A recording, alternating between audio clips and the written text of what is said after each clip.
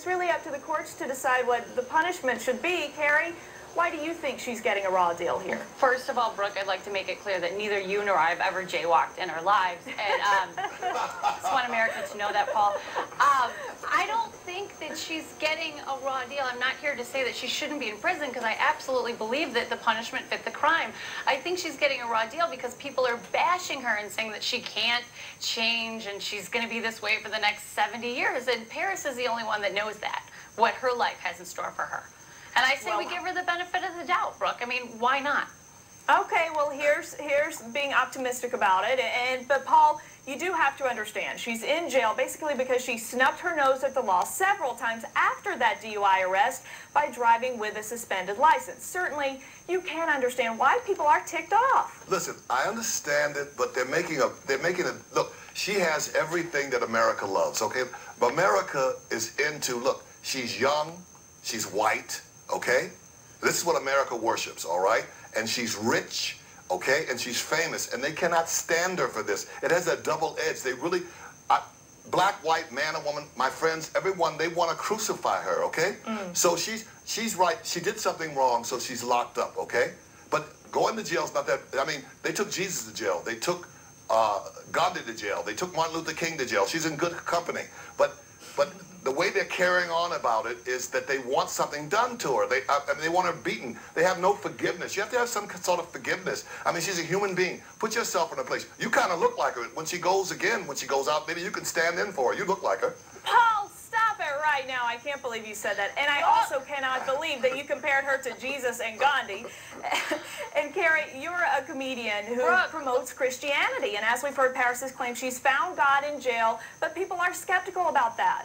Well, Brooke, first of all, he forgot to say skinny. She's skinny, and I don't like skinny people either. So, you know, and she looks like a natural blonde. I don't like that. But, Brooke, if she did... I don't like that either. I'm kidding. If she did find Jesus, Brooke, who am I to say she didn't or she did? I don't believe that we need to bash her into the point where she can't even have the option. Do you think Jesus is like, I'm going to leave this one behind. I want everybody in heaven, but Paris, you stay here. You know, like, I don't believe that Jesus would be like that if he was here talking to you right now. You know, so I'm just saying that people need to chill out, and she's the one that's going to have the last laugh if she decides to make a change with her life. I mean, or decides to capitalize on this. Right. And Paul, looking at everything that came before this, she made this sex tape. And then there's another tape, Paul, of Paris spewing racial expletives, being very derogatory, acting, frankly, like a spoiled brat, out-of-control party girl. Didn't she make her own bed here and now has to sleep in it? But you know what?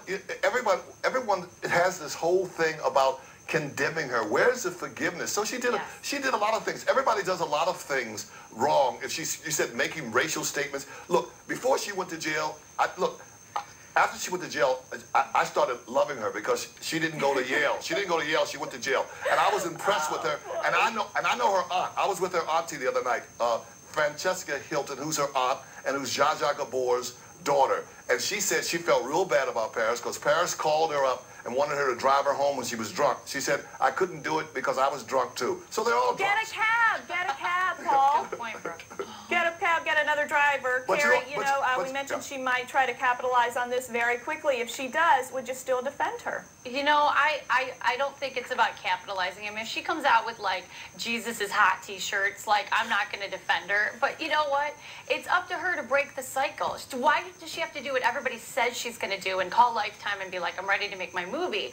When basically she has the power to say, you know what? It's my life, and I'm going to choose to live it the way I want to. And she has an amazing opportunity here to actually become a role model, because I'm not saying that she's ever been one. But maybe this could be the wake-up call that she needed. But you know what I'm happy about?